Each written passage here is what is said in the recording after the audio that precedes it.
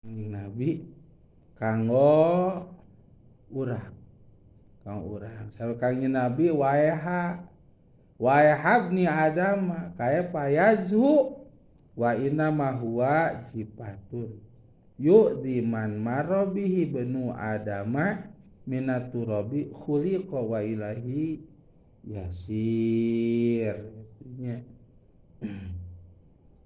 hai karunya atanapi aduh karunya ka anak keturunan Nabi Adam, ka anak keturunan Adam nyata ka manusia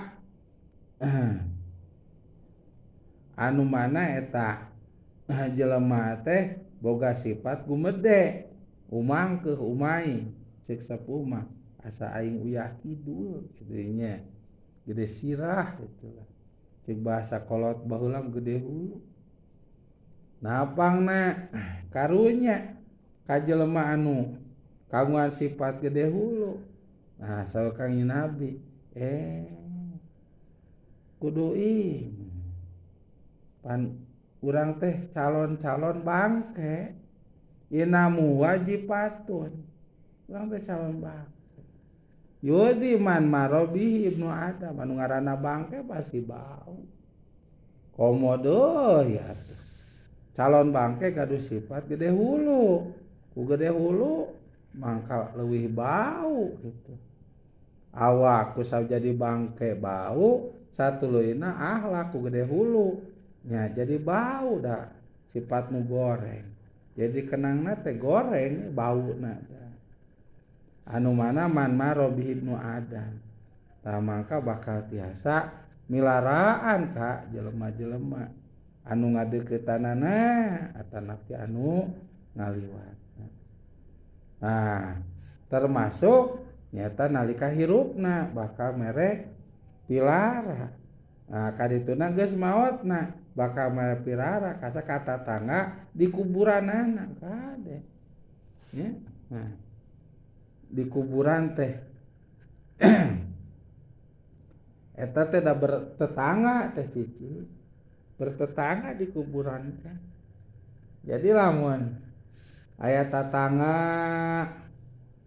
anyar anu maot dikuburkeun anyar eta anu geus heubeul teh bakal ngarasakeun bawaan ti tatangga anu anyar eta lamun anu soleh nya anu soleh tah nu maotna mangka eta anu heubeul teh bakal ngarasakeun berkah bertetangga jeung anu soleh tuh buat urang boga tatangga di dunya eta tatangga teh kaler kidul wetan kulonna teh anu saroleh ceuk kolot mah kasaluhureun ngahormat kasasama ngajenan kasanapeun mikanyaah komo ka tatangga teh di ibaratkeun ku prinsip seperti dulur ngan pedah teu hak narima warisan dina pada kudu dipikanya.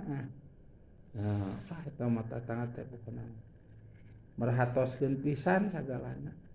Ceuk bahasa Sunda mah ieu teh tatangga teh lain dulur baik secara sanasab bungkus agama. Tapi walaupun lain dulur alias batur, tapi batur rasa dulur.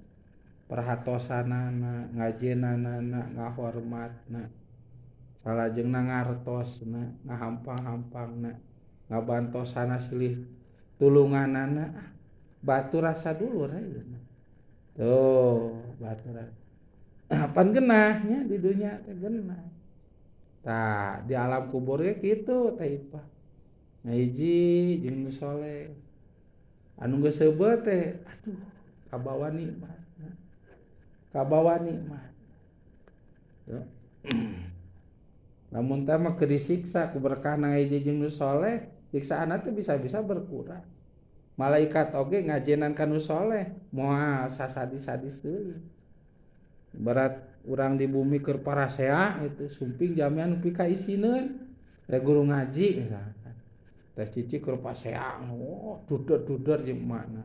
Cek, ngos. Kaditu. Wah. yo aman apana teh repeh naon repeh itu cenah aya aman nah pan nyara rumput ya teh ngajagi gitu teh dituluykeun pasea masyaallah sabab anu dianggap pika isineun gitu walaupun tepang moal dinten dah ieu mah lain deui isin tah di kuburan kitu lamun nu heubeuk keur disiksa efek teh aya nu soleh jadi tatanggana di dinya maka bisa-bisa siksana ge dikurangan nyiksa anu dahsyat oge jadi dihampangkeun ku berkahna masyaallah matak sepuh baheula mah ngapakamkeun teh hoyong dicakeutkeun nya anu saroleh teh nya saha tiap pemakaman ge aya walina aya anu solehna nya nah model di Cileles mah nu sok dijarahan ku urang nya model eyang dalam Samsudin tak di darinya dimakamkeun di urang mah di Cihanyi di Cibiru nya jami-jami anu saroleh tak dicaketan hoyong ngiring ngamakamkeun ulah warga di komplek jami-jami anu saleh supaya naon supaya bertetangga jeung anu saleh mah walaupun maotna moal dosa sugana kaberkahan kunu saleh malaikat siksa teh teu sasadis-sadis teuing nyiksana lamun teh dosana loba tuh sugane teu berat-berat teuing jadi siksaan ku berkahna dicaketkeun anu saleh malaikat itu jadi isin paniksana isin komo eta teh umat Kangjeng Nabi ngagaurna umat Kangjeng Nabi nalika keur disiksa pan malaikat oge hariwangeun bisi ka kuping Kangjeng Nabi pan wah masyaallah lain deui atuh ka kuping Kangjeng Nabi pan nyaahan ka umatna nyaahan ka umatna matak pan satacan pupus Kangjeng Nabi kasumpingan ku malaikat Jibril sareng Kangjeng Nabi basirni ya Jibril bungahkeun kami cenah Jibril so naon anu maka jadi kabungahan ka kami oh ceuk malaikat Jibril salira teh nyata anu kagungan syafaat jeung salira teh jami anu tiasa nyafaatan tuh salajengna salira teh anu awal nyafaatan jeung salira teh jami anu akhir nyafaatan pan bingah Kangjeng Nabi tuh atuh memeh nu sanes pan disafaatan teh kulawargina heula umatna heula masyaallah kitu nya nah hade tak hoyong dicakeutkeun anu saleh teh anu salehnya tak geningan aya komplek para ulama para wali itu teh siji sok dijararahan ieu mah ngariung kulawargina ti kawit nya karuhun mantena ti luhur kahana palaputra ngariung ngadamel komplek jami-jami soleh unggulnya baragja tah tah anu lebar mah nu lebar jami biasa pangpayuna pupus salajeng aya jami soleh pupus yang dikuburkeun ngahiji jeung jami anu biasa anu soleh eta teh misalkan ninggalkeun putra anu daek ngaji nu daek pangajian komo tukang magahan ngaji mah otomatis gaduh santri gaduh anu ngaos kari-kari si ramana si ibuna teh bertetanggaan jeung jami biasa masyaallah meureunnan budakna teh saminggu sakali majarah santrina ge dararata najan henteu panan ngocor teh dina ganjaran-ganjaran ibadah anakna dina bab ngamakeun ilmu agamana termasuk tina ilmu-ilmu santrina anu dipagahanana ngocor tah libaratur oleh-oleh ngaranna ge anu soleh teh cici atuh lamun gaduh rezeki moal dituangnya lira moal dihekoknya lira moal disumputeunnya ge emut ka tatangga berbagi nya anu soleh tuh disebatna ge soleh atuh sifat peditna eueuh. Ayana sifatna sifat barahan. Lain ge atuh soleh pedit mah. Nya. Tah gitu. Tak rugi lamun alim ngahiji nya. Alim ngahiji mah rugi. Kudu bunga. Lamun teh mah dikuburkeun, dihijikeun jeung nu soleh. Atanapi nya dicaketan ku nu soleh. Bunga. Tuh nya trah. Khuliqa wa ilaihi yasir. Sareng Kangjeng Nabi pan manusa teh didamelna tina taneuh. Jeung bakal balik deui kana taneuh. Tah ieu bahasa asal tina taneuh euih deui kana taneuh teh ieu tah teh cici. Nyata khuli nyata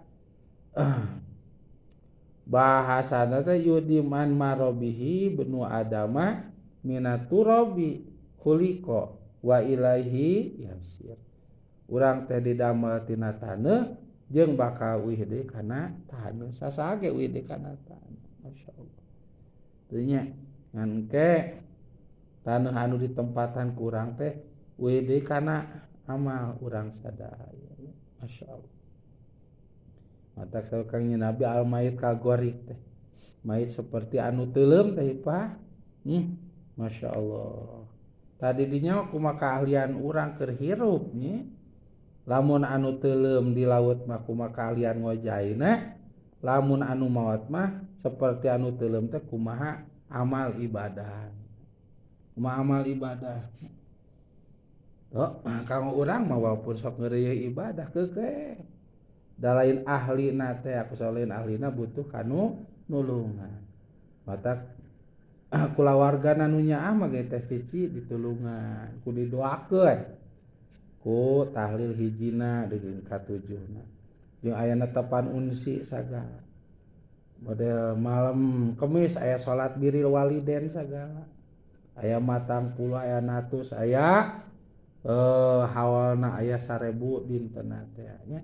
Masyaallah eta teh nyaah nu hirup kanu maot.